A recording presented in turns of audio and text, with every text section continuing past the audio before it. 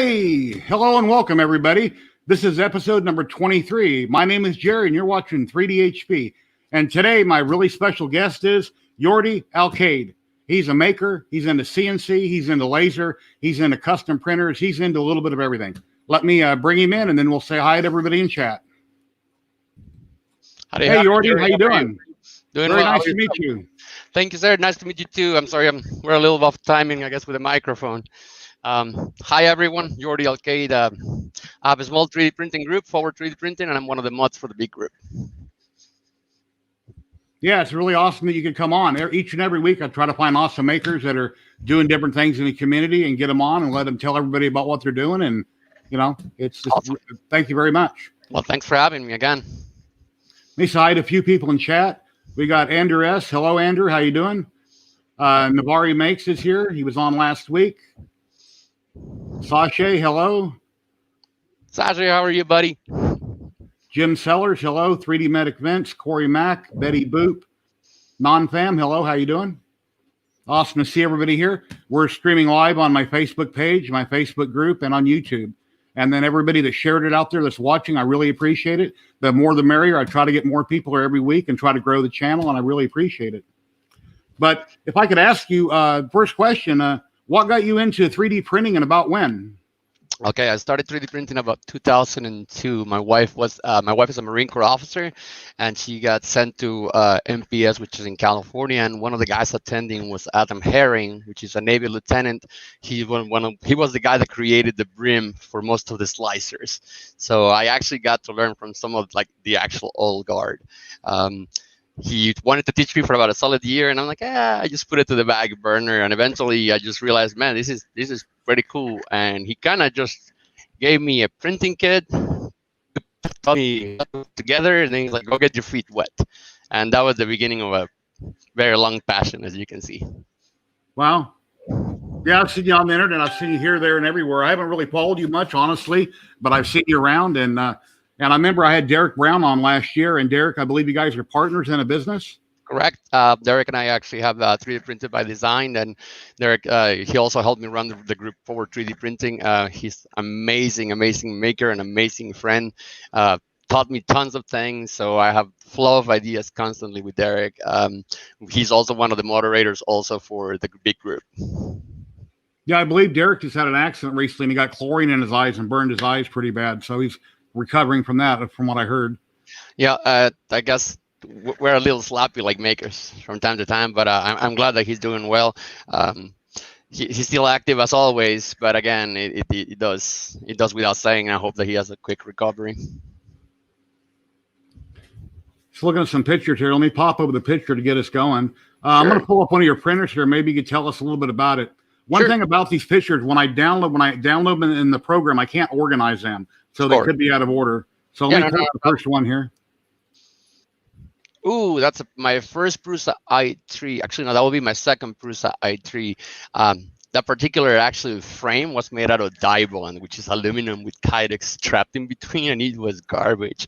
But again, I've been making Prusas since the Prusa i3 was a thing. Actually, the i2 was a thing. So this was one of my first machines that I got it to print really well. And the first time I got a printer that could print dual color ringing was terrible because you can tell it's a direct drive, but that was one of my first actually good printers that it was a legit thing that print every time. Alrighty, we pull up one more here.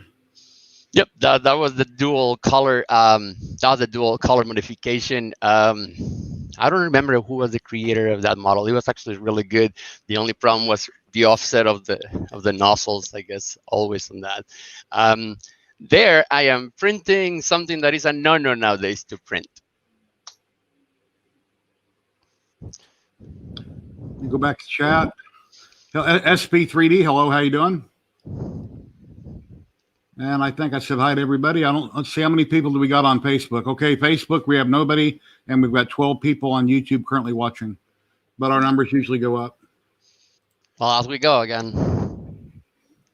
And any of you, if you haven't been here before, let me show you my messy hobby room. This is where I'm currently taping at. It's the biggest living room used to be a living room in my house, and this is a big hobby room. Then I've got an outside patio area that I'm slowly enclosing, which is right here. And there's a picture of a door that's going in it, and here's another angle of it. And then right here, I've got a temporary wall put up, which has been that way for, I don't know, a week or so now. I haven't had the money to be able to afford plywood and the door frame and hinges to enclose it, but I'll insulate it, drywall inside, and put a couple of shelves in there. And then on the ceiling, I'm going to put a couple big LED lights. And that's already underneath the existing house, so I don't have to insulate anything other than that one wall. Yeah, that looks amazing. This is going to be a very big room. Yeah, I'd like to do that in my garage, the other side of the house. I've got my CNC out there, my MP CNC, and, all my other tools and junk. And, some people park cars in garages. No, the car goes in the driveway. A garage is for a workshop. Now here, well, sadly, my wife is being forcing me because we moved to Nebraska and it snows a lot. Awesome. A lot. So I have to move a car, I guess, in the garage. And I'm like, I have a fiber laser coming in November, another 100-watt CO2 laser coming in December. And I'm like, nope, your car is going to be outside. Like, there's just no way about it. I would love to get a CO2 laser when, money allows. And I see a lot on eBay. There's a few on Amazon. Then there, of course, there's AliExpress. Where do you recommend, what particular kind and what kind of price range? What do you recommend? Well, that is gonna depend. Like, it truly is. Everybody's gonna go, well, if you have the money, go boss. Go with the best of the best. And the reality is gonna be, and a lot of people is gonna give me hell for these. The reality is that most of the sources, most of the actual tubes come from China. Most of them come from only 2 or 3 manufacturers. So you're getting a boss laser. It's not really the CO2 source. You're getting the CO2 source from China, and then you're getting the components. Yeah, it's a raster. It's a plotter. So you can make a plotter and put a CO2 tube. Unless you want to go expensive, you can spend like $400 or $500 for an aluminum tube and build your own kit around that. I think Open Inventals or Open Builds have plenty CO2 lasers that you can cut out of 30-30 or 40-20 and make your own laser. Now, with that being said, it's a cost effective to make all these when you can just buy a K40 for $200-$300 from AliExpress or $300 or $400 from eBay or Amazon if you want it fast. You're gonna get the same source when it goes down beneath 40 watts. It's gonna be the same 2 manufacturers, so you're getting the same no matter what. Is what you pay extra would be the controllers if you want a Roida board, or if you want a 32-bit board, or if you just want the M2 that they come with. That's where the prices start going up. And so at the end of it, we're tinkerers. So you and I know it, that you're gonna want something better and bigger because you can make it. It's that simple. If I want to take an Ender 3, for instance, and put a laser on it and modify it, what all would I have to buy because I have plenty of Ender 3s? Nothing really. Again, like, everything is worked through G-code, and so as long as you have a head that can fire, like, you can buy even Ender Reality is putting their own kit, but it's really not their own kit. It's just a laser diode that they buy from a China manufacturer, and they just put Creality across it. So you can buy when you could buy a Creality kit, you can buy a 5-watt laser instead of a half a watt laser. And what you can do with a half five laser, instead of a watt laser, it's tremendous. You can go from just burning wood to actually cutting acrylic. And the higher you go, but again, you get to a point where you get to 10 watts, and they call it 10 plus because you're actually putting more input that you're sending output at that point. And so you're not getting really the desired burn. And at those points, they start about $200-$300 the diode. So why not just buy a CO2 which will cut through 10 millimeters of wood? You see what I'm saying? It really depends what you want to do, but as makers, I always going to encourage you to go to the next tool that is going to allow you to make something bigger instead of just going to the basics, because the basic is going to be learning, and you're going to be learning it either way in various systems. It's not like a 3D printer. You learn from a Delta. You can apply those things to Betzlinger, but you're still going to have to learn little tricks and things there that don't apply to one the other. So why? What's the burning software everybody's buying? It's around $50. Lightburn, and Lightburn is fantastic. Actually, like, you can do tons of little tricks that Inkscape programs that you can design with can do. And at the same time, if you pay the extra $10, you can control reader boards. You can go ISP, or you can go actually USB. So you get a bunch of little things that you can add up to control any and every software. For example, my CO2 laser, I end up removing all the stuff from the center of it.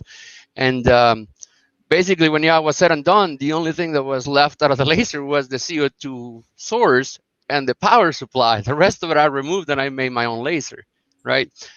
Now I can make it to 100 watts, but if I'm going to do that, why upgrade that? If I'm going to put like $800 into that, why not pay $1,000 and get a professional machine at 100 watts that can actually start like engraving steel?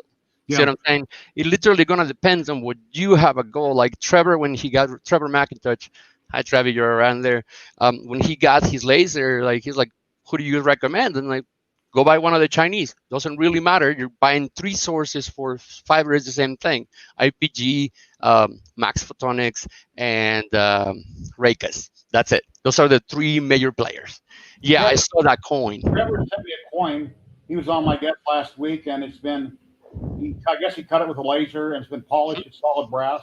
And I mean, he did fantastic. He's doing amazing, and specifically because the laser that he has only has certain range when he got it. The ranges were not as amplus. And there's his metal business card he was talking about. Yep. I actually remember helping him do that one. He's doing thick ones too, boy. I think that's acrylic. It feels like acrylic. No, it actually, I can't. No, because if he was acrylic, like by when you were bending it, it should have already snapped. Like that's too little of acrylic. It might be aluminum. Yeah, it feels like acrylic. Unless he's in Chad, he'll answer, but I think it's acrylic. If it comes up, I'll tell you. But hello, David. People on Facebook that are watching, if you click the URL above the video, when you type in your name or you make a comment, we'll see who you are. Because right now it just says Facebook user. Once I get offline after the stream and I go to Facebook and I look at things and I actually see you made the comment there. Yep. Let's see what we got here for some pictures. Let me share my screen. Sure. Let's see this one. Share.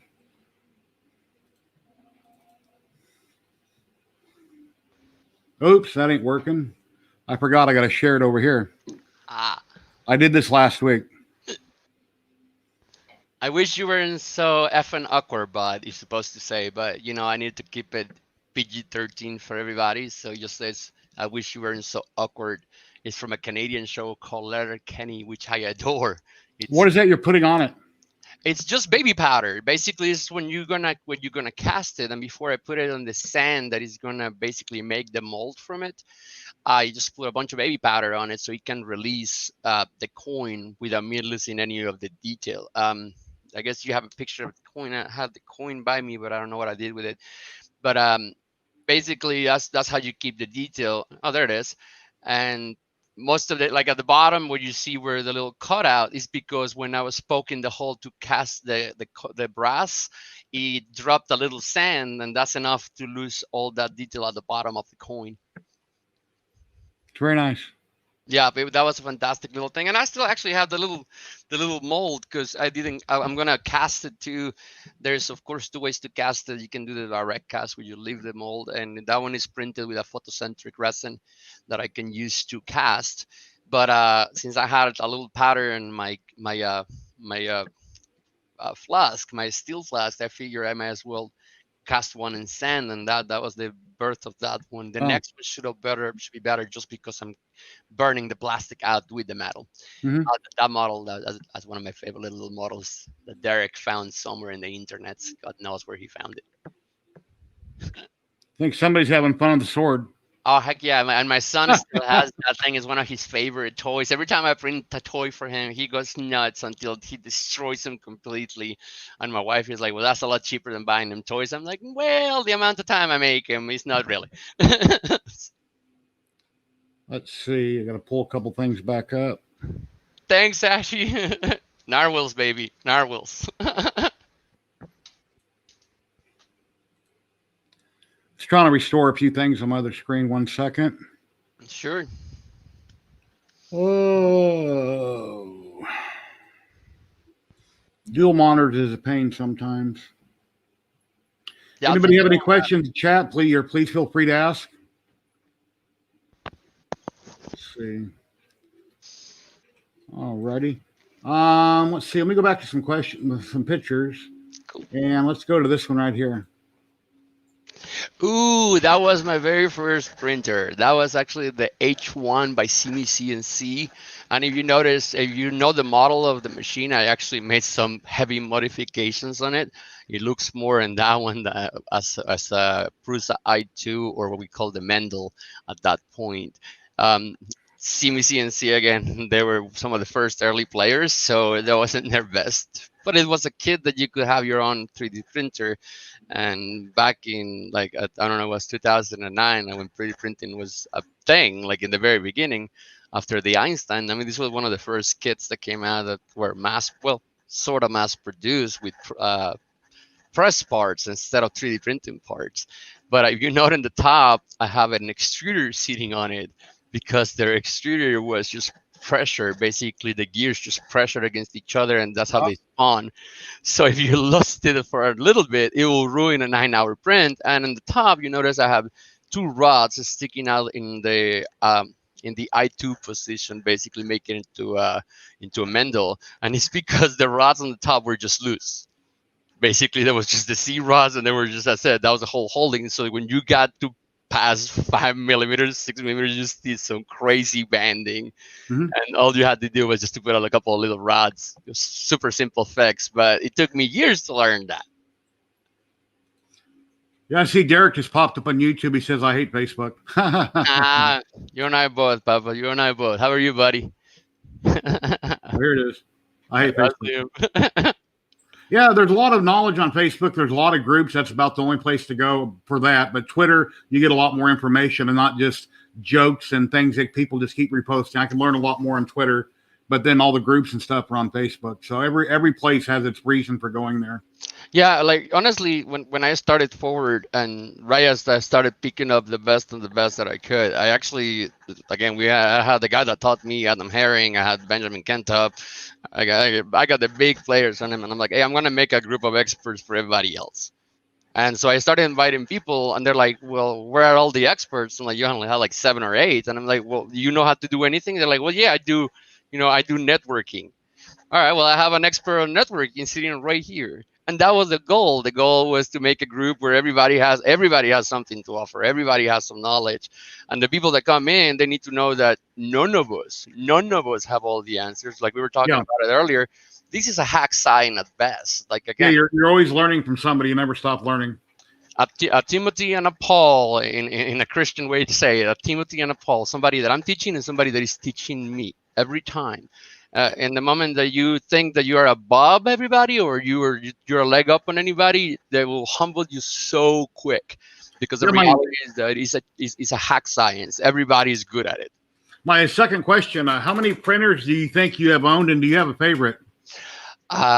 Yes, I have a favorite, and it's one of my FDM machines, and it's the secondary use one, the pink one, and I guess you have a photo of it. I'm going to try to flip towards you. That pink one, and that pink one was Kiraku. Do you remember the i3 that you showed very early? All the components of that machine. No, it was the first i3 that you showed. That one. All the components of that machine are still in this machine with a different frame. Okay. So this machine, like other than the frame, it's about 9 years old. The board, everything on it, the power supply is still that old. How many printers do you think you've gone through personally? And resin, 3D printing. Let me think. FDM, mine that were mine to keep and have 14, 15 that I build myself for myself. Then 4 or 5 sent by companies for me to try out and tell them what I thought. One of them is the Maker Pi, which I have upstairs. I had a couple of TiVos that when TiVo went away, I just didn't have used to keep on comparing them because TiVo wasn't a thing. So I just gave them away to friends that wanted to learn how to 3D print. Behind my friend Frankie Jennings, if you're around here. And then the resin printer, my goodness gracious, just sitting behind me. I guess I have 9 right now, and I have frozen. I have another frozen mini on the living room, just in a box, because I don't have a lot of room tables, and this is my building bench. So you notice right now I have these 3 machines right there, and I have no surface area to put anything else. So basically, I just leave them in the box, and if one breaks, I put the bad one in the closet. I open the new one, put it up, and then I fix the other one and rotate them. Yeah, Derek hooked me up with Tebow, Quentin Tam, and I got my first Tebow Tarantula Pro, and I reviewed it, and I've done a couple videos on it. That's still a rock solid printer. I love it. Then they had problems, and they went to Homer, that goofy looking machine, and then whatever. But I do love my Tebow Tarantula Pro, and I have nothing bad to ever say about that machine. And No, actually, thank you very much, Derek, for hooking me up there. I really appreciate that. Yeah, no, I'm fully with you. Actually, out of Tebow, their best machine, if you ask me, the best machine that they made was the Tarantula Tebow, like the Tarantula Pro. Yeah.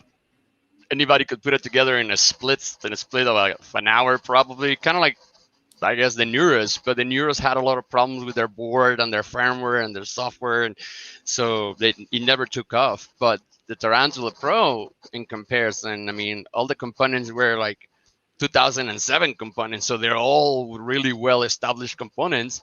We knew that the board was going to last, and I mean, those things are solid. And the problem was the moment that people started to notice them, I guess Kwan Min Tian got in trouble with AliExpress. I don't really remember the whole story. That the AliExpress is kind of screwing him out of it. So that's when he just like, I don't care, and closed the company and opened Homer. The only problem you have is that people in this industry will recognize you for who you are. If Creality goes out and changes names, everybody's going to be like, why did you do that? Like, Yeah. why?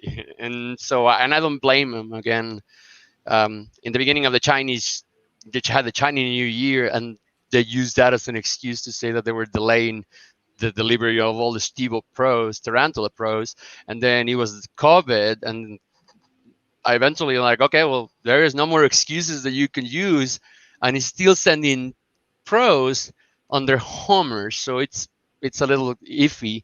I know Derek was loyal to a fault with them, and they were really, really good. And so, I mean, we had great hopes. They were putting the Pulsar out, and they were putting more machines out, but the problem is, unless you know what you're doing, if you put too many machines, you got too many things on the fire, one of them is going to fall off. And if one of them, your main machines, falls off, there's your audience. Like, there's the people that cares about you. You start screwing people over, it's over.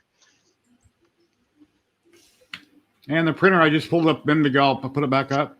Yeah, that's a laser. That's actually, and that file is the files are actually on F3DP there on my files. It's a very simple system to put together out of rods and all the parts you can print. But it's a laser. It's a laser cutter that I made, just a little laser engraver that I made because I thought, hell, I have all the 3030 and all the lasers. Why not make one? And that's just like that. I think the board is like $7 on Amazon. It's a CNC Shield and a Arduino Uno. Wow.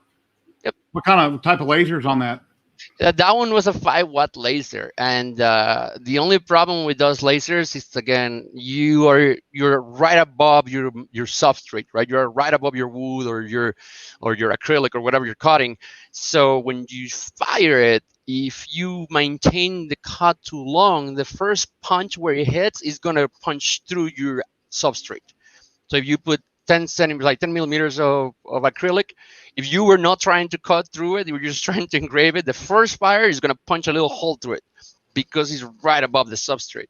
Well, a CO2, you have a reflective system that is always going to be an average of 16 to 17 inches from the source of the laser at all times. So you're always getting the exact same amount of punch out of the laser. Yeah. But again, if you just want to learn how to do it, and you can get I think like $50. There you go, a 5 watts. There, just say a 5 watt will do 8.5 with proper PSU, and that's the whole thing, because you're playing with a diode. So as long as you can keep it cool, you can put wattage of it. Like, as long as you can keep it cool, and the electronic component will hold the heat. Again, a 5 watt. How is the CO2 laser different? How is the CO2 laser different? Okay, so here has to do basically with the curve. Basically, if you put it on a graphic, right? A CO2 laser has a certain wave, a UV laser has a certain wave, and a fiber laser can do a range of waves that starts at a higher point. So UV is a 405, just like a resin printer, and your SLS, you have a laser firing into a mirror and is vibrating and doing all the little UV does that burns that into the screen. That's a 405. So those 405 nanometers in between the wave and the valley. If you go to CO2, that starts at between 9K and 18K. So that's again nanometers. That it's very close, compact. And then if you pass to fiber, like to burn metal, it starts about 20K, and that's so you can start burning steel. At that point, you're not really burning as much as you're changing the chemistry of the material and you're making it explode. So we had that's how you range, and that's how you range what you need. Because if you're only trying to make wood little, coasters, a UV laser diode will do fine. But if you're trying to all of a sudden engrave tile, or you're trying to engrave ceramics, or you're trying to engrave metal, well, then you're gonna have to pay according to what you're trying to work with. So if they wanted to buy an Auteur laser, a CO2 laser, or take an old Ender 3 or CR10 that they had to build one, what would you recommend? Which way to go? Take what you got and add to it, buy a CO2 or buy an Auteur? Well, for example, what's her name? Lydia from LD3 just put out a video where she had a tornado from Tivo that I think it was that or a Creality. I think it was the Tivo, that it was giving her all kinds of trouble. So eventually she just got bored of it and made it a laser. So when she did, all she did was literally remove the writing head. She grabbed the hot end, and instead of the hot end, she just put a diode, and you control it with the fan, since you don't require a fan. And the fan that is connected to the laser should always be on as long as the laser is on, because you're trying to cool off the entire casing.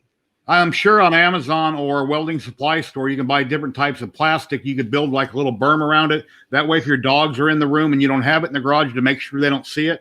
They're not looking at it yet, correct. Specifically with 405, CO2 will bounce back and you won't see it. Like, you won't be able to tell that it's doing something.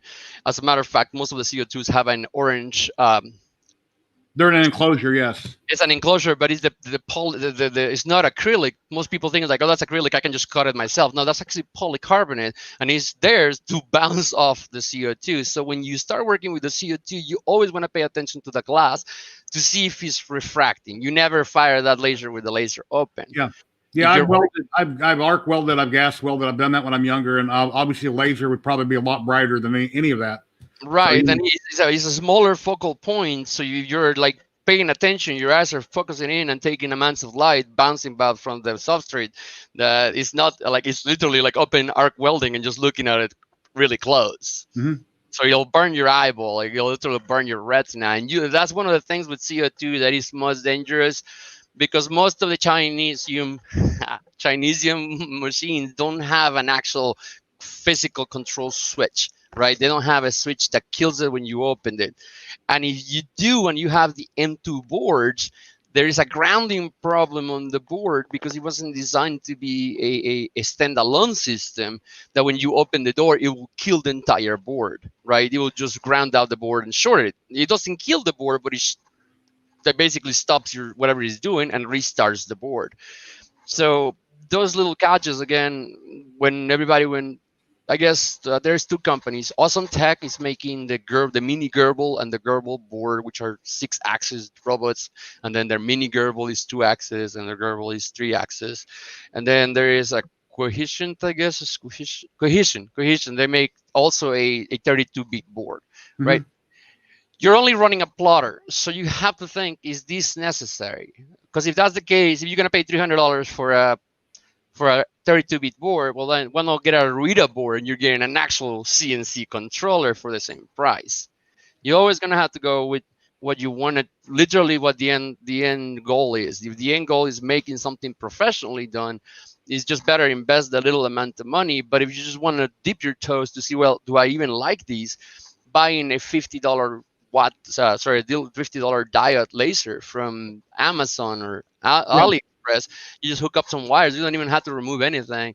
You literally can just print something that you just kind of like sit it beside it. It's not being pressured. It's just being moved X and Y. So There is not a lot of jumping and bouncing. And then buy some special glasses off Amazon. They're green. I'm sure they're. Usually they come with the glasses. What's that? Usually they come with your optics. They come Okay. with either orange, yellow, or green. It, on that one, the most likely recommendation is what you said, like either. And then if you spent $50, $60, got into it, liked it, like, wow, this is cool, then you could always go buy an auteur or buy a CO2 laser and then go from there. I would like to make coasters and different types of things and then sell them here and there to make extra money. That'd be great for Christmas presents. Walter from Country 3D, my wife bought some coasters from him. They say go Alabama or whatever. She's into Alabama football team. And Jim from EduTech has been doing a lot of cool stuff with his auteur. And then I think he just bought a CO2 laser he's been working on, I think. I don't think he's put a video out on it. And then Walter started out with an Ender 3 that he modified, and then he built a big frame and made a much larger one. He's been selling a lot of stuff that way. So yeah, no, again, like that's what I'm saying. Like if you're just gonna be doing wood or acrylic, good. Don't even like go the extra. It's the easiest way that you're gonna be able to do it will be with something that you already have a plotter. Use that plotter to use what you need to do, and you're gonna be running it in G code, so it's literally like a slicer. Is all you're doing. It's just getting it at Inkscape. Inkscape, you can make your G code in like 5 minutes out of your own little design. And it's super simple. It's really easy to do. Most people, I guess, find it intimidating is doing the programming. And it's nothing. It's Gerbil. Yeah, that's the Curacuit. That is my favorite printer. That is my very favorite printer. And again, that has more parts from here and there than any other machine that I have. Basically, the concept of the sheep of Theseus.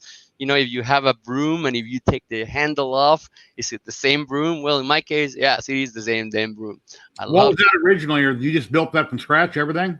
Well, yeah, no, the parts, again, so remember the first printer you posted was just the i3 Mark 1. Okay, that was the first printer, and he printed all these parts. But all the parts of the printer, like all the fans, all the motors, all the end stops, they came out from the Mark 1. So it printed a new part of printer parts, and then I just built a new frame. The bed and everything else, it's the same printer. And it's the one that makes my best of the amps by far. Like the other one is too big, and they all have their little hiccups. But that one is my workhorse. And this next printer I'm going to show, I've never owned one, but it appears you built this from scratch, and it is really awesome.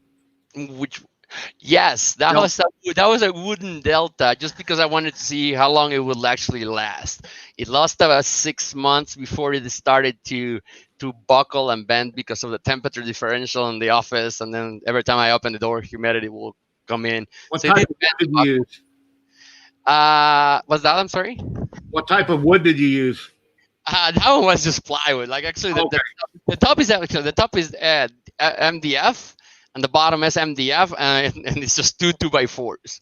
The rest of it was just the frame build that ran the old style Deltas, which was just kind of like a Mendel on the side. You could probably use oak or some other hardwoods, and it would have been perfect forever. But yeah, no, again, and that one, it was just more. It's literally more just that I want to learn. Does it work? Does it not work? And if it works, if we're in a situation where the country needs to build wooden 3D printers, can we do it? And how long can they last? That's just how my man works. Yes, we do need to remake Woody with some hardwood. Actually, Derek was the one that named a printer. The other one that you see at Delta, I send you, and I think it's got a picture of my foot on it, sadly enough. But I built the Neutron or the Atom. Where it was the Atom, the Electron, and the Neutron. Okay, yeah, I built the Neutron, and it was a Delta machine that ran in Acme TRA rods. I'm not sure which picture, but we'll run that one is the one you see beside me. That one is this big one, and it just keeps on getting bigger and bigger and bigger. The first extruder that was on that one was the Tornado, which was really like the first time we got a gear reduction extruder that actually worked, and that the industry just put out for free for you to print the parts.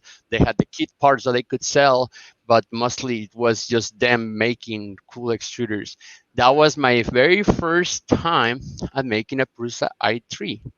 All the parts were printed on the machine that you showed prior to this picture. Very nice. Yep. Thank you. Now again, it's but all of these machines that you see, all my rep wraps actually have a piece or another of the prior version of that rep wrap.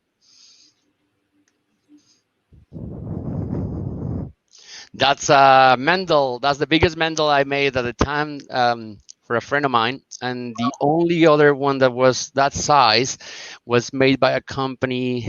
What was it called? The Mendel Max, and they were 4 inches smaller than that machine, and we just made that machine that big because we knew we could, and it lasted for the longest time. I think my friend still has the frame somewhere. That's really nice, really nice. Yeah, I've been building machines from, again, I think the only one that I never took a crack at it was the Einstein.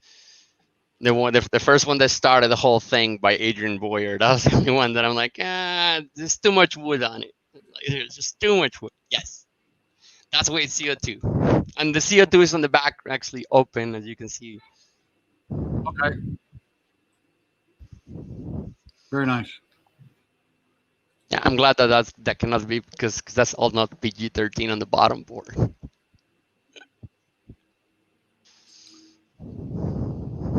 A question, Yourdy, what is the longest and biggest print you've ever done? The longest and biggest print. Did I send you the picture of Bender? It's a picture that has Rick and Morty Rick, and beside it he has Laura Croft on resin. It's one like that, but it's just 2 resin prints, and behind it you can just see. Oh, I'm sorry, I thought I sent you Bender. The longest print I've done has been 4 days in wood, and it was Bender and 0.14 layers. I thought I sent you Bender for some reason or another. I'm looking. Yeah, my producer's in the other room. I heard her scream question.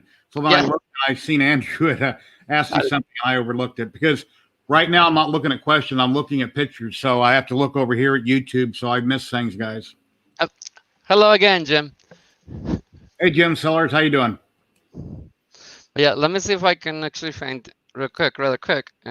Oh, Jim Sellers. One thing I wanted to say. On the CR10, when I bought the 2 boards from TH3D and I killed one of them by shorting out the thermistor, I don't know when I'm going to have enough affiliate credit to get another board from TH3D. So I want to take that Big Tree Tech 1.3 that we were messing with before, and I want to put that back in it. But there was something Tim was talking about in one of his videos on some file that's got to be removed for something so that his firmware or his modifications will fit on the firmware and it will compile, if you remember what I'm talking about. So maybe you could message me, or sounds like it's taking too much global printer running. Yeah, Big Tree Tech. I got a CR10, and their 1.3 board they came out with. It won't compile CR10 firmware with TH3D's easy run out filament sensor and the easy ABL. It won't compile with those things on there. It's something about the space or something in the firmware's got to be removed to make it all work. But I want to get that printer up and running. And then if and when I get enough affiliate credit that I can get another TH3D board, then I'll worry about that at that time. Anyway. Awesome. No, again, like, hey, dude, if you want to give a mini Rambo a try, I got some extras. Wow. That would be awesome. Yeah, I'll be more than delighted to send you one. Please give it a shot. Oh, the CR10? Yeah, I mean, it's the board for the Prusa Mark III. Okay. So you can code out whatever you want, and it runs on an Arduino Mega 2560, which is the old generation Marlin. So you can run just Arduino straight up. Are they 8-bit or 32-bit? No, this are like the mini Rambo, which was kind of strange to me because I thought when they came out with the Rambo when they put the Mark II, right? And everybody's like, oh, it's 32-bit board, of course. And they always had a trouble, I guess, coding that because it's a Sanguino Lolu chip. So it was not the same to Marlin. You had to add the pins, the outputs, so on and so forth to get the board to work out of Arduino. So a lot of people make like Kimbra. They make forks for Marlin to run out on a 32SB board, and you can load it up with IDE, Arduino IDE. But with the Mini Rambo, I think they went back the idea of the Mega 2560, and so it's running an 8-bit board, but because how it's done, the global memory occupied on it is not as big, not even from the 2.50 EasyFix from Marlin. Yeah, if you could send me one, that'd be really awesome. I'd love to. Yeah, no, again, if you want extra boards, man, if you want to just even, I got a couple of RAMs. I'll put you a little care package, a couple of RAMs, and just so you can burn boards, man. I got boards. That'd be awesome. Thank you very much. Hello, Mike. How you doing? Never let the machines win. Hello. Never let them win, baby. I'm with you. make him slaves. Every single one. Pictures here. Let's see. We have Prince. Ooh, this is my latest print. I don't know why I saw it, and I don't like artsy stuff that much, but I thought of my daughter and I printed. This is PETG from a Shure filament, and I am absolutely impressed of how well the print turned out, specifically with a material that is mostly mechanical in nature. But these prints turn out so pretty, and the same thing with the Dr. Manhattan. That was no, actually, that was baby blue. I did it on a baby blue from these guys too. I think I'm gonna have to find that one to show you next time. Dr. Manhattan. Yeah, that one was That was Brent's baby pink or baby purple. He calls it from Brand Denker's 3D. That again, when Mags saw that thing, he asked me where I got the pink resin, and I'm like, oh no, not pink resin. It's an FDM print. And it came out of this bad boy. Yeah, no, that is one of my favorite models. I mean, Max, huge shout out to you guys. It's unbelievable. Yeah.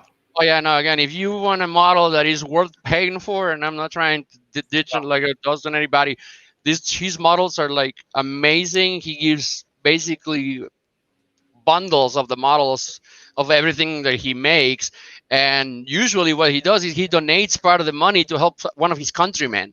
Mm-hmm. He had that running now for almost 6 months. Every time he puts it out, I put it out because, I mean, he's trying to help people with how they're doing the whole virus. They're really trying to help. Shout out to you from Daddy Low 123. What's up, Daddy Low? What you doing, buddy, man?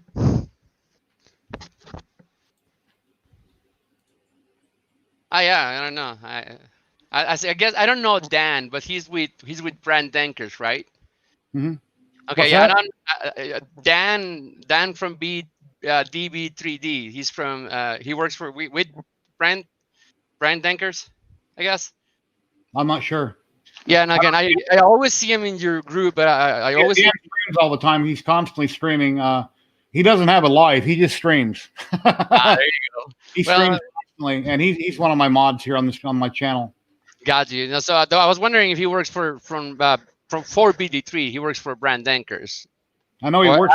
DB3D. I'm sorry, it's not BD3D. Yeah, DB3D. He works for the school district. I believe he does IT work. I thought he was backwards. I'm a little dyslexic. Here's a little dyslexic. And let's see. We have a snake. Yes, and then David on the background. Huge shout out to the guys from Luban.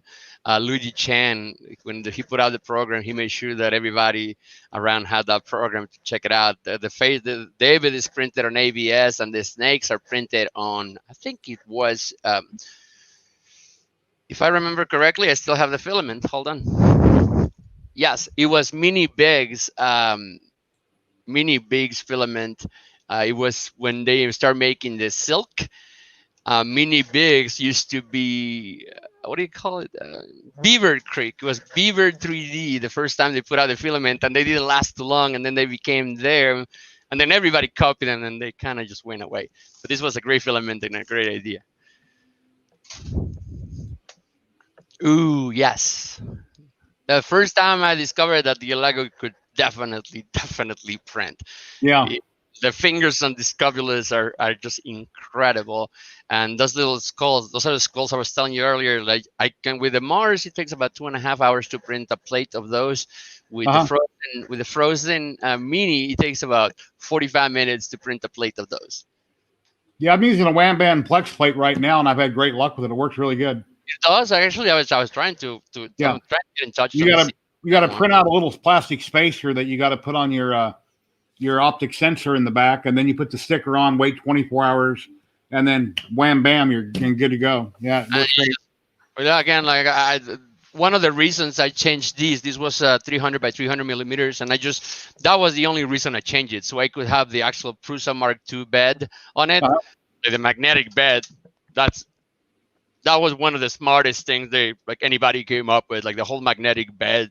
And now when they have it for the actual resin, that's crazy. If it works the way that they say it does, that's amazing. I've never had any prints fall off the magnetic bed yet when I take off the spring steel, but I still unscrew the head. I pull it away from the resin before I pop it off, because just in case the print was to fall, we don't want it to hit the resin and splash me in the face, and resin goes everywhere. So when you got to remove it, some people on videos, they're just pulling off the magnet, off the sheet, off the magnet over the vat. Don't do that. No, again, if you drop it for any reason, and if it comes loose, and if you hit it with the edge of the metal, you're gonna snap that screen just like that. Yeah. Yeah. Well, here's cool laser burned here.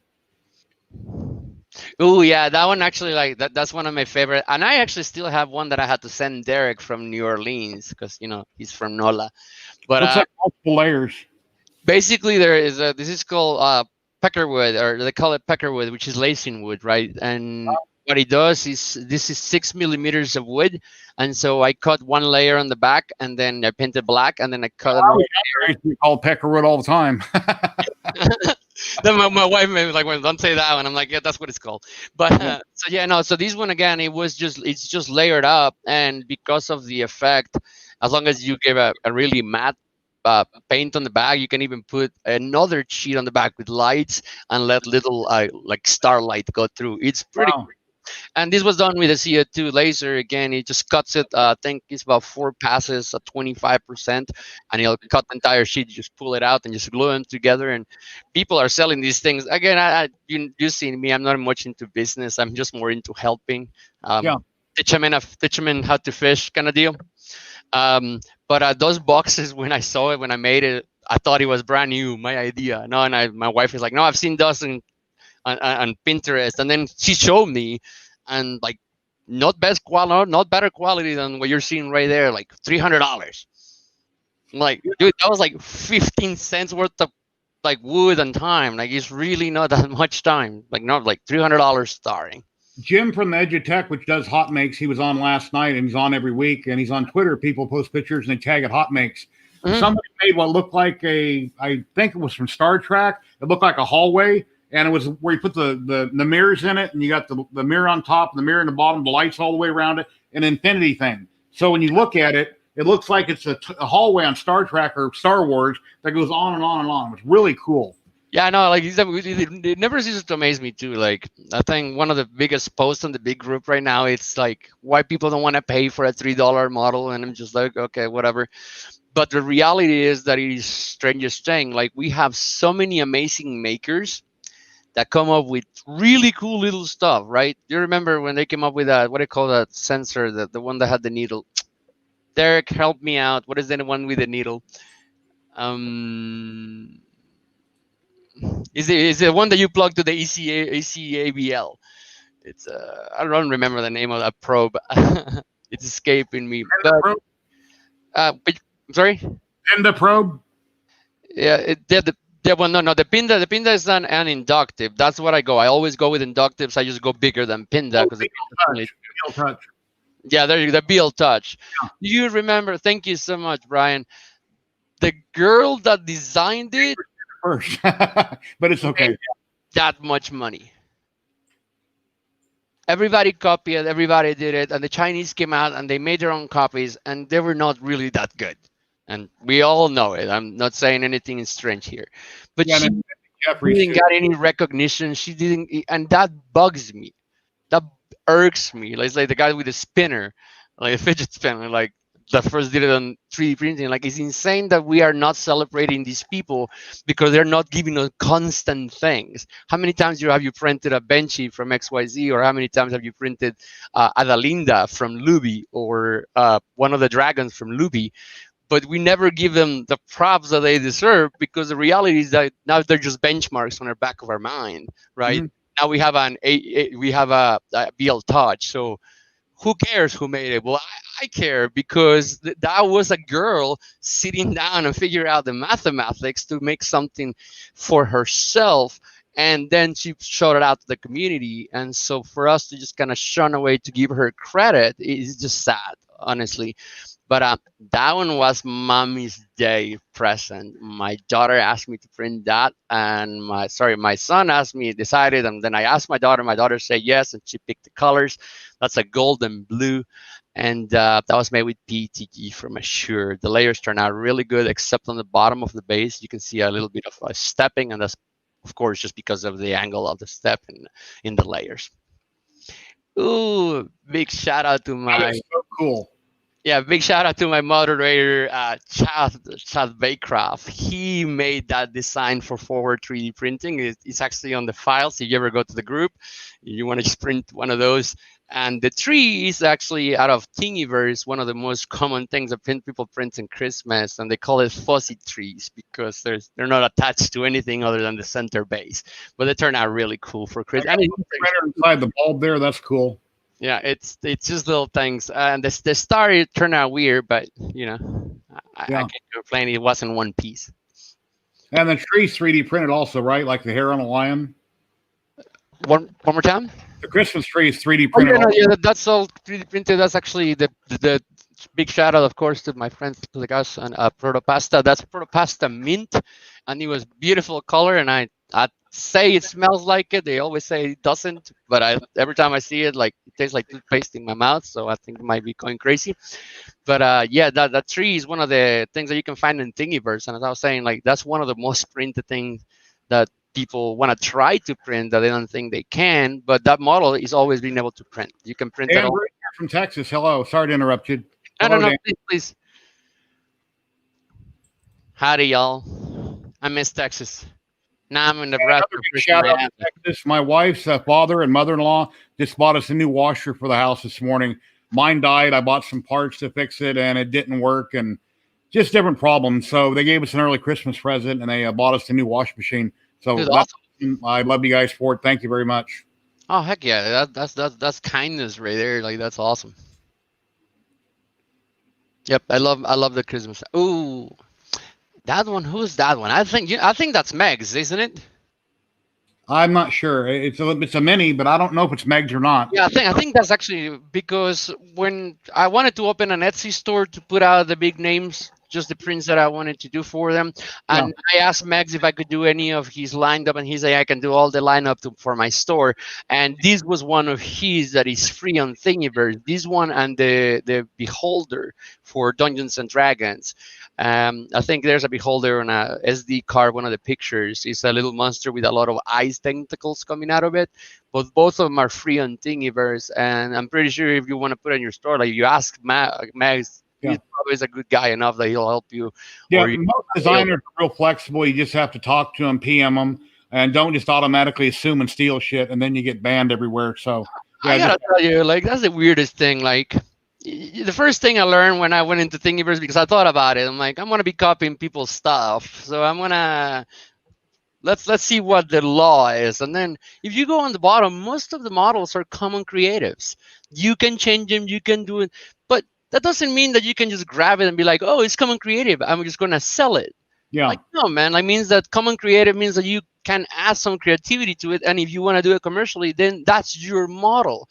And people will just kind of miss that part. So every time I print something, like, if you notice when you see my prints, I usually, and sometimes it just escapes my mind, or if I don't have the link, I won't put it. But if I have the link, I always put it. This one is Wolfman by Mags also. I picked a bad color to print it, of course. But one of the camera. Fantastic models, and it comes with the set of the Wolfman full build, different heads for it. All his models are really well. The bottom, as a matter, the bottom is FDM and the top is resin. Yeah. The level, the detail on the skulls, man, the detail on his models is so incredible that every time again I show him the model, he's like, "Oh, nice resin. Where did you get it?" I'm like, "No, it's not resin. It's FDM, and it's your model." That's why he came out so good. Like I make models. Oh, this is one I had to send Derek. Derek, baby, love you. This is your Christmas present. God, I owe it to you since last year. Wow, that's beautiful. Yeah, and this was this again is just grabbing little pieces of art and putting it together and just move them around the layers. And Inkscape and Lightburn are fantastic to do this kind of work because you're just cutting by layers, little shapes, and the laser does the rest.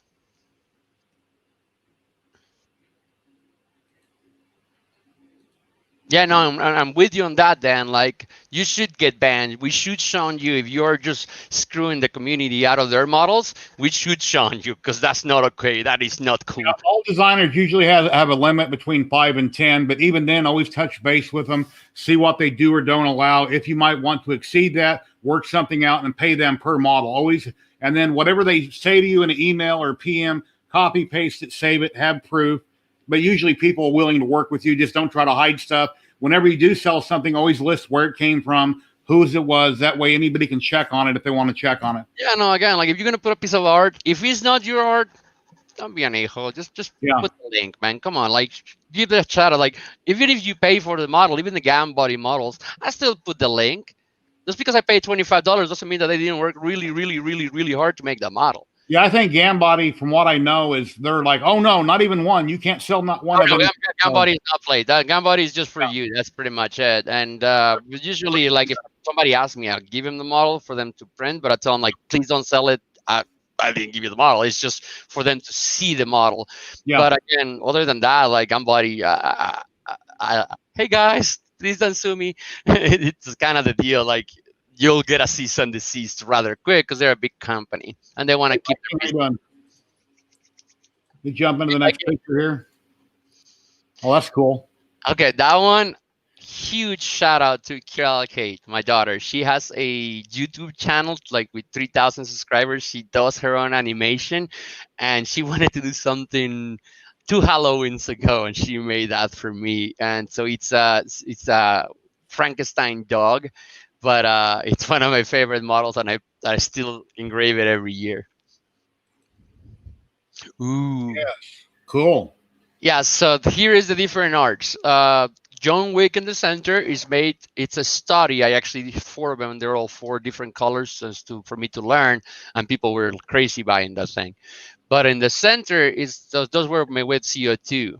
The ones to the wolf and the ones with the Merry and Bright were actually made with CO2 with a fiber laser. So John Wick, every one took out about 1 hour and 45 minutes to make.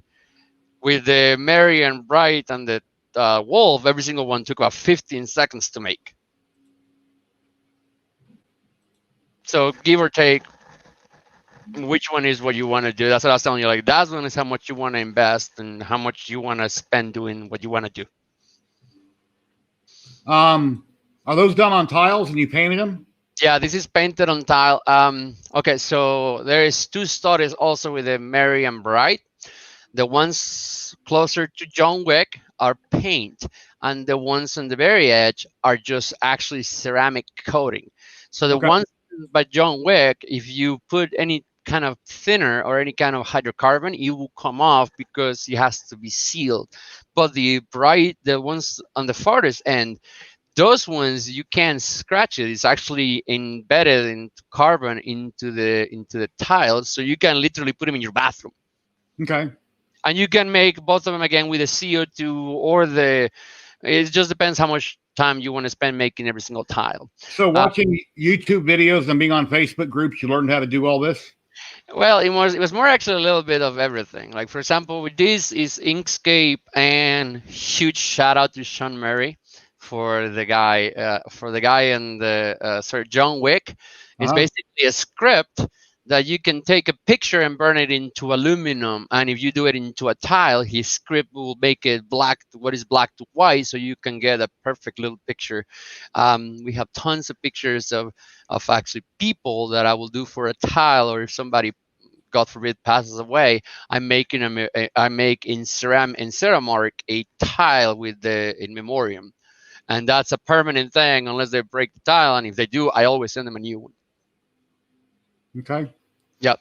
So again, it depends what you want to spend and what you want to do. Like what you have in your hand right there, those were the business cards that I made for the manager for the as a matter of fact, if you notice what it is the logo for PF Chang's.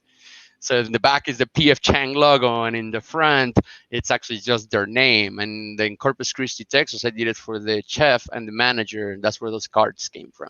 Andrew S. In the past, I noticed that DO3D never had prices. They've changed that over the last few months. Now everything on their site has prices. So they haven't, I don't think now they change prices based on who you are. I know it used to say contact us for a price. I do not deal with a company that doesn't tell me up front what it is because they could charge different prices based on who you are. But now their website has prices on everything. Yep. Yeah, no, again, like that's kind of shady though. Like if you put out a machine and you're like, hey, look at my machine. Oh yeah, look at my machine and buy my machine, but I'll tell you the price when you call me. Yeah.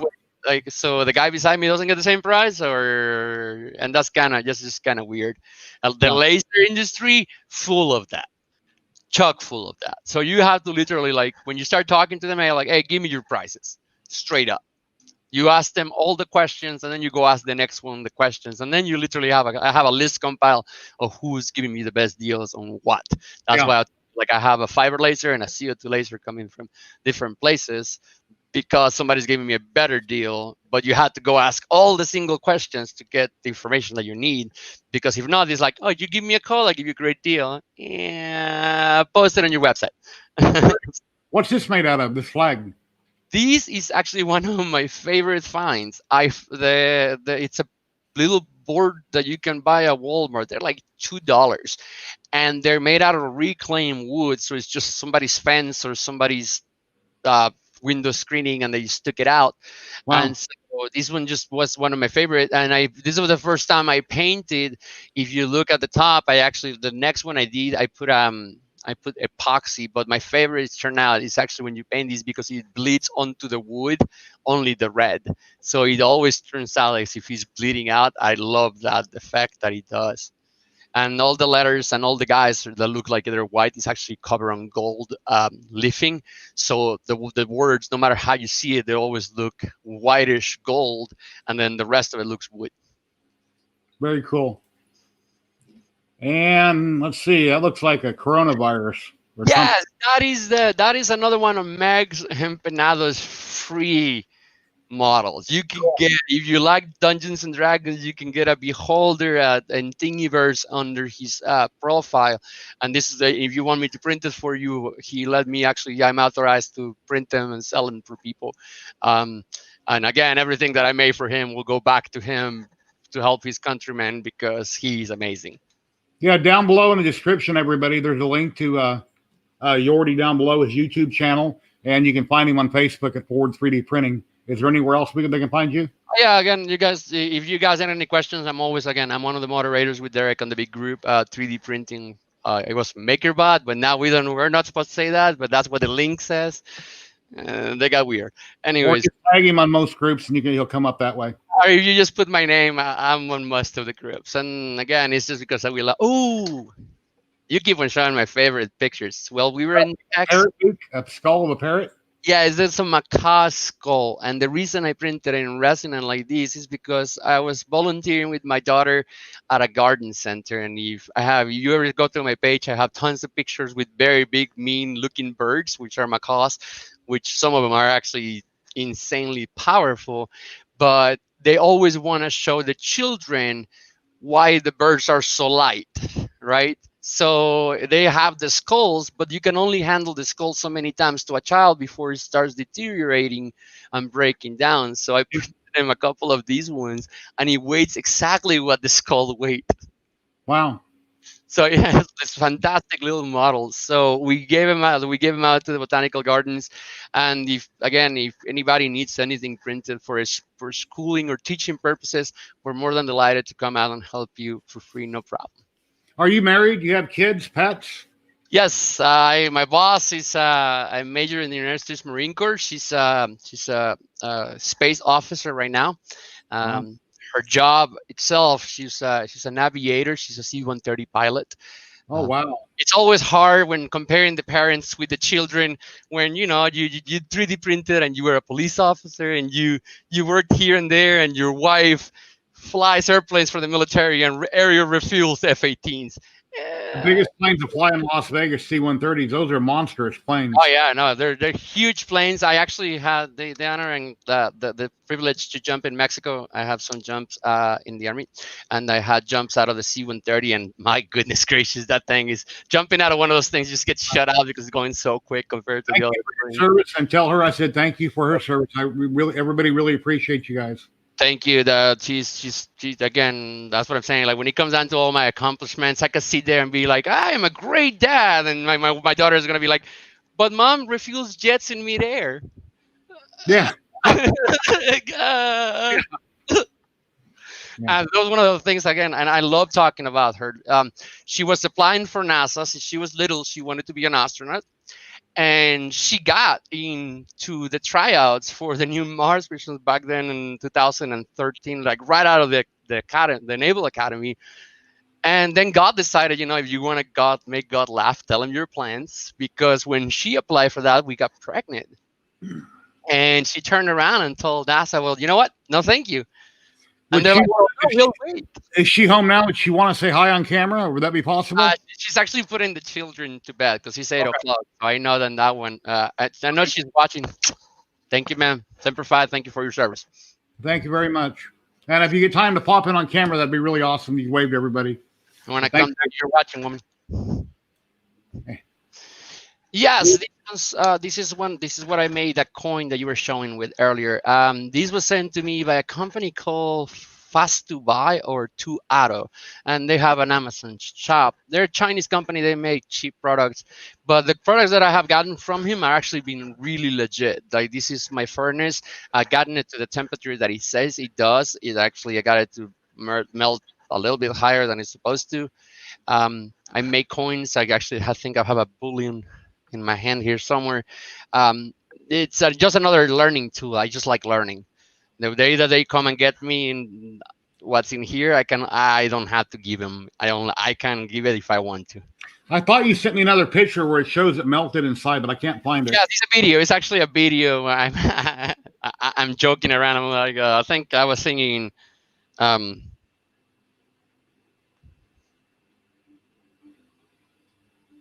Which song are you singing? Aruba, Jamaica. I want to take her to Bermuda, Bahama. There you go. Yeah, it's a video. Now I remember. I'll try to find that and show it, but let me jump into the next print. Oh, cool, Groot. Groot, yeah, that was one of the big news. Yep, that one was printed in wood. I think it was PLA wood from Color Fab, I want to say.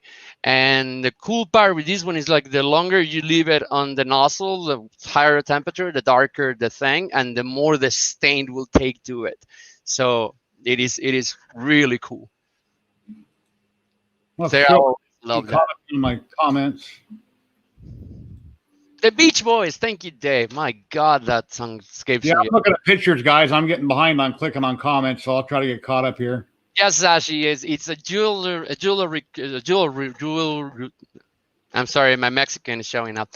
My jewelry crucible. It's basically that my particular machine is specifically to work with silver, gold. It's not intended to melt aluminum or things like what Derek does. Yeah, that's from Gambody. That's the Gypsy. Is that Danger or Avenger? I think that might be Gypsy Danger. That will be the first one from Pacific Rim. That was solid print, that was such a waste of resin. That's when I was learning. As you can see, it's about. I hollow whenever possible. I hollow unless it's real small. Yeah.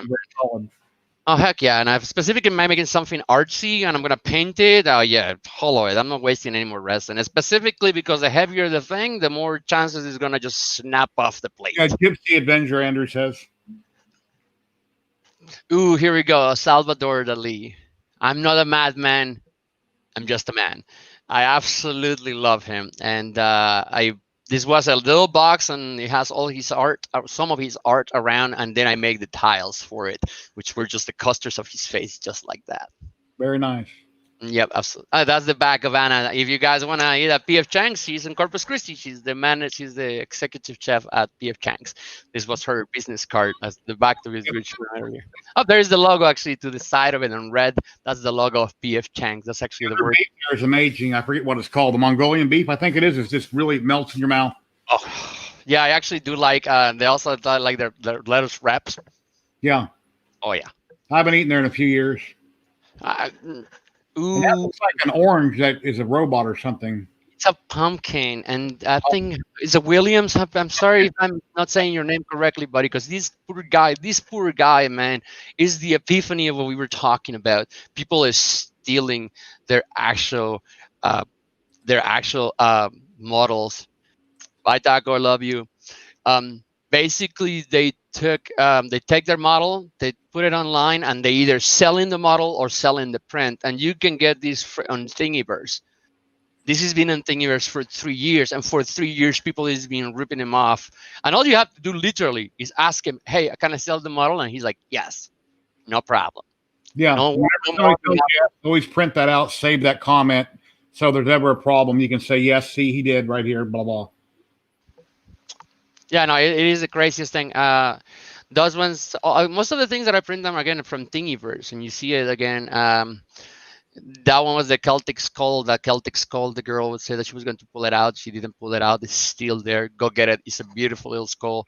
Yeah, I've heard with different resins, if it has more pigment in the resin, the sharper the corners will be on a model, and they won't be as rounded. They'll be a lot more defined. Correct, and that's actually when you want to print something artistic. You said a gray or a black or a heavier. It depends also on your machine. We were talking about which machine. If you want to buy a bigger machine for resin, Frozen is about to put the Mighty. You see again, the most machines that I have is the Frozen, the two in the corner, and I got two, one open here and one open in the garage. And the reason is because they're amazingly printing fast, right?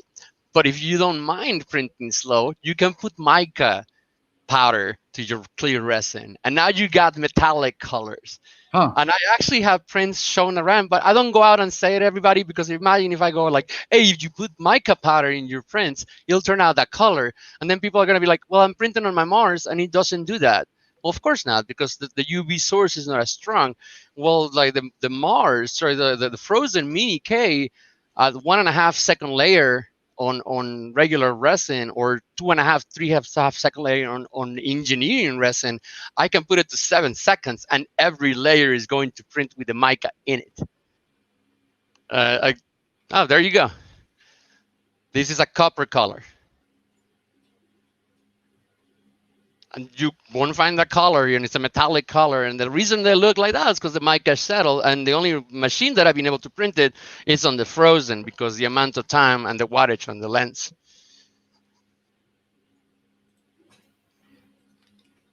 Did you say you're into CNCs, MP CNC? Like yes, from engineering? I don't have one, and I don't make myself things with it. I just build machines. My goal, again, my shtick has always been build it yourself. And so this last I think year, I built like 4 of them, and one of them was the biggest one I built. It was like 1.5 by 1.5 for my neighbor just down the road. I thought I sent you the picture, but I didn't see it on the messages. When I'll try to post it later on the group. But you can make those machines, and B1 engineering is putting the best of their abilities, the BOM, right? The bill of materials, so you can build them. But some of the materials you can even hack it. Like, if you have the picture handy, send it, and I can take care of it. As a matter of fact, here I'll tell you what. I'll try to send it right now. If anybody has any questions, please ask. I'm sorry. Go ahead. I said, if anybody has any questions, please ask. Yeah, and Andrew, actually, like, mica turns out a little better than the dyes, because the dyes dilute the strengthness of the softness of the resin. Mica itself just gets trapped in between. As long as you're not putting it very heavy, it will always print. I mean, if you put it too heavy, it will impede the light to cure, and your next layer might be a little like broken up. But if you do it in small ratios, where enough you can see the color on the resin, you'll always print, and you can get awesome little colors of your resin prints. And people will ask you, like, where you got that resin? Like, I made it myself. But again, it also depends on the machine and the amount of UV light that the machine produces to cure the resin, though. Dan, are you still in the stream? DB3D Dan, if you're still in the stream, you want to make a comment about your giveaway on your channel. Dan's having a giveaway with quite a few different prizes. He wanted to get over 250 subs, and he's quite a bit above that. I'm not sure if he's made it to 300 or so yet. But if you're there, Dan, please share your link. You're welcome to. Yeah, absolutely. Again, yeah, people on F3DP, if you're here, go subscribe.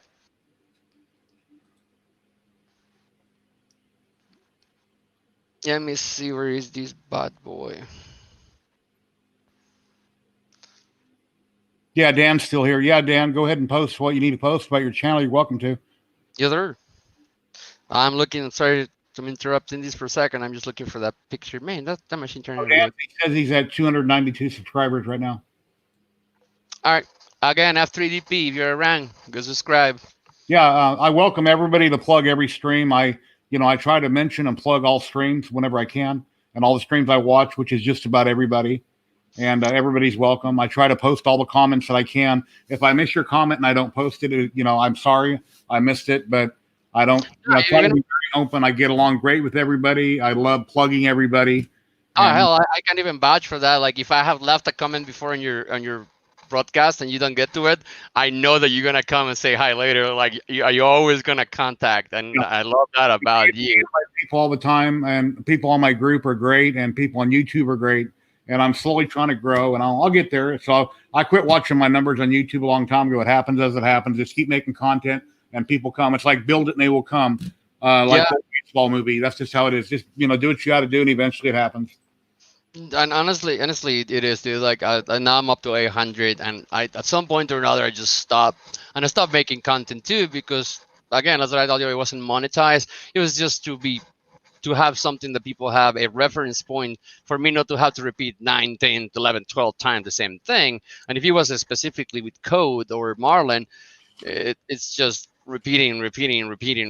So that's why I started making the videos, and that's all you have to do. Like, one of my favorite comments I just got just yesterday or the day before was 3-year-old video, still relevant, short and sweet, thank you. And that's what I like. That's what I'm after. Like, if you got something out of the video, I'm not getting anything out of it. I just want you to get something out of the video. And I do demand that you go teach it to somebody else.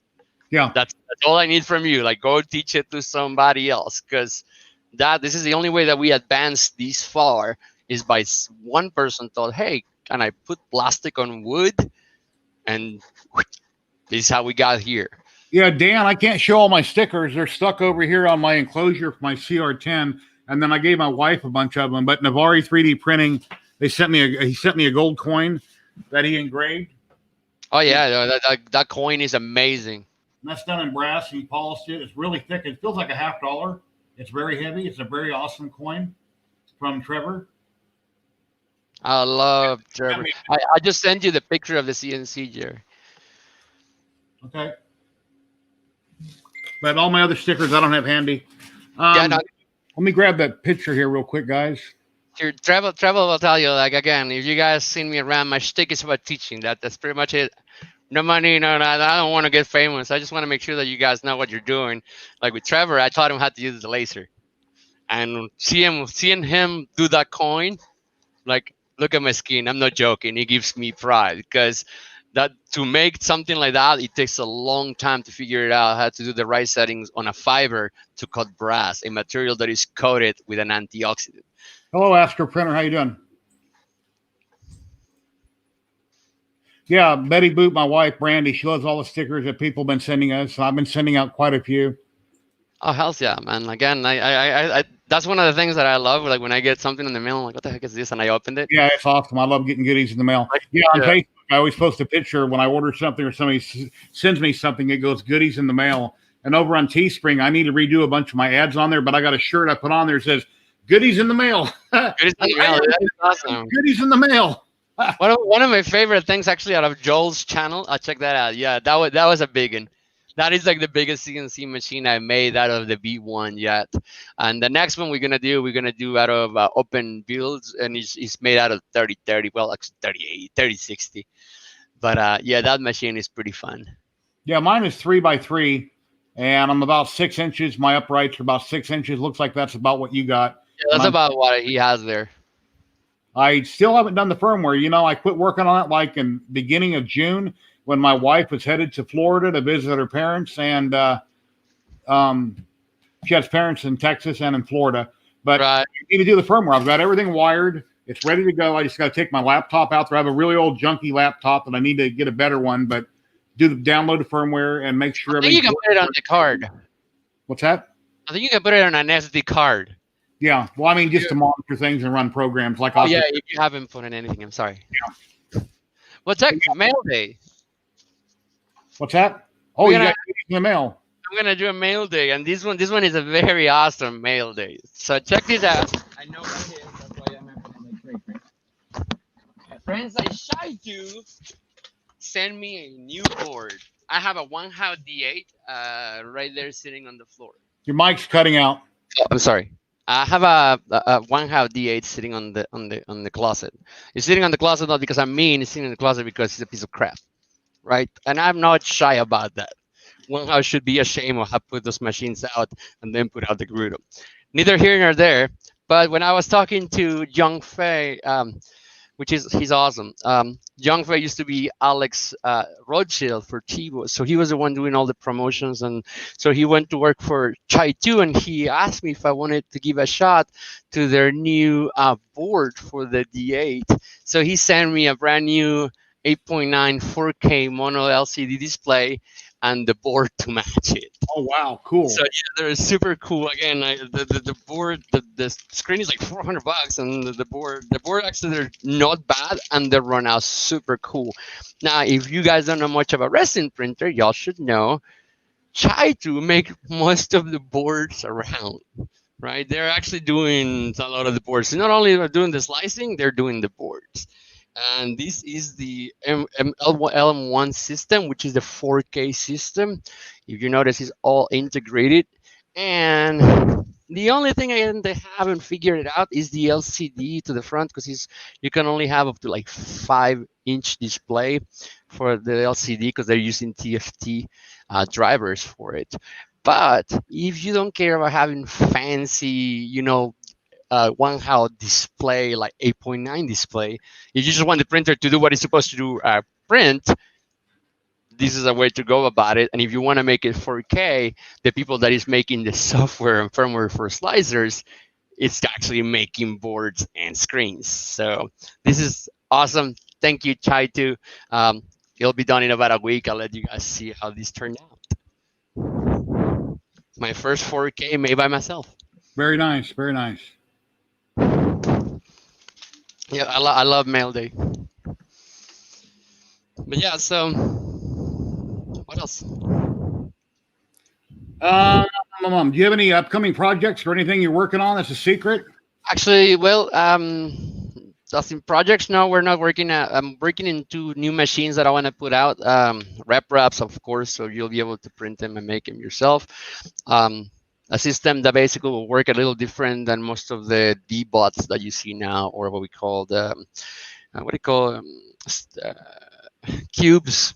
Basically, I thought of a system that will make your prints perfect every time without wobble out of the cube trying to move a bed. So if that works out, I'll put out probably another November. Derek and I've been talking about that for nearly a year, so it's about time. Other than that, we're just trying to run contests. I'm just trying to get the new, like the big names, the people that matter, or the people that we think are the next players. We're trying to get them recognition. Notice that I plugged like 4 or 5 times Frozen name, and the machine is behind me across other machines. But the reason I'm plugging them is because they're so dang good machines. I don't have a lot of point of comparison. Again, they have a 14 or 19 machine lineup, and they're all servicing all the machines and fixing them and working them and selling them. Lego has 2 machines, and one of them wasn't really working that well. So out of those, what I want is put up the people that you ought to trust. So when you come out and like, hey, who should I trust? Frozen. You should trust. And I'm not saying here reality. You should trust somebody that we already know who they are.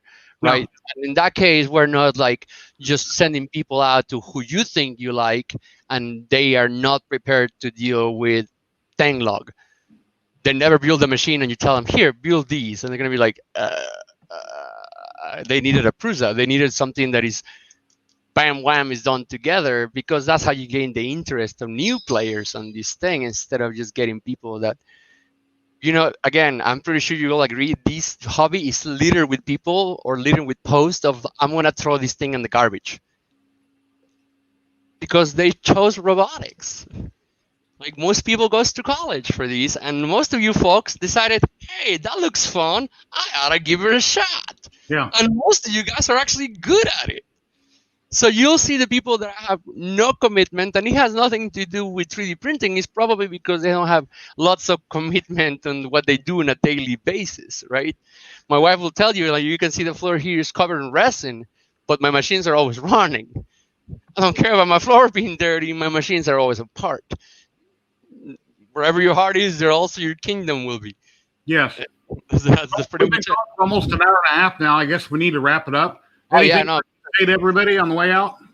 Oh, yeah. Thank you so much for having me, number one. Guys, if you guys need anything, of course, as I say, we're all part of all the same groups. Please feel free to reach out. Message me, contact me in the groups. We have 2 contests right now running side to side. We just finished the Assure contest, which Assure donated a bunch of PETG. And right now, Green Gates, which is a big company that does recycle PETG, and fantastic PETG, by the way, is donating 10 rolls for people to compete. And then they're going to send the rolls out to these people, and these people are going to print something amazing with this roll for the chance to win 10 rolls amongst them. So it will be 6 rolls in first place, 3 rolls. And then we're going to try to run that internationally. Because of COVID, we didn't want to have everybody wait and then everybody just kind of escape their mind.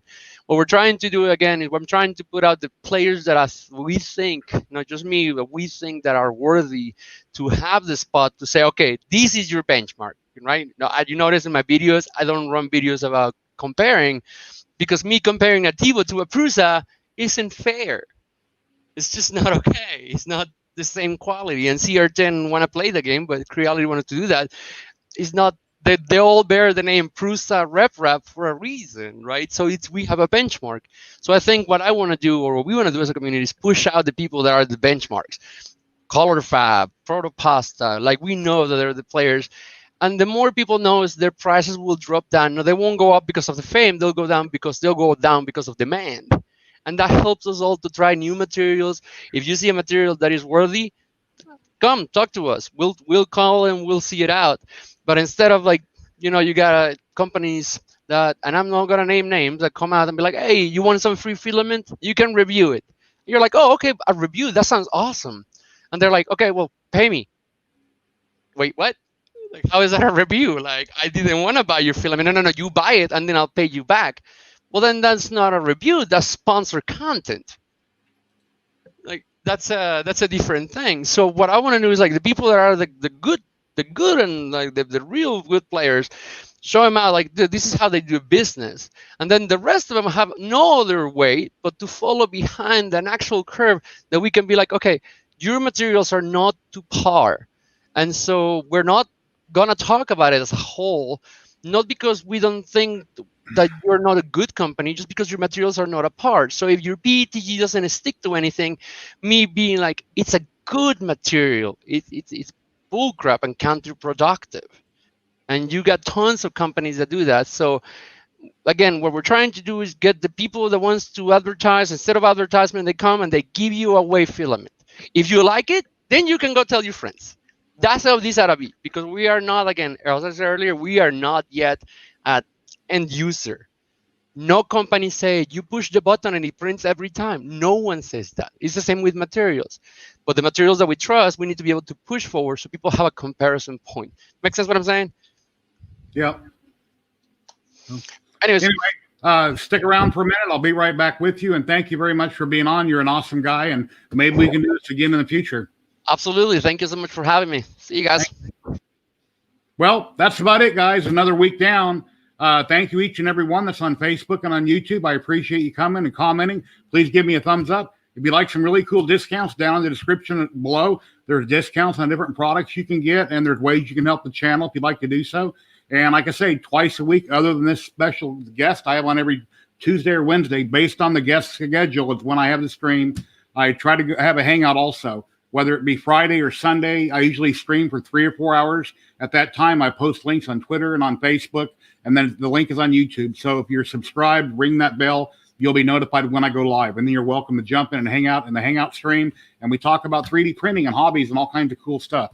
So I guess that's about it, everybody. So take care. Thank you very much, and happy printing.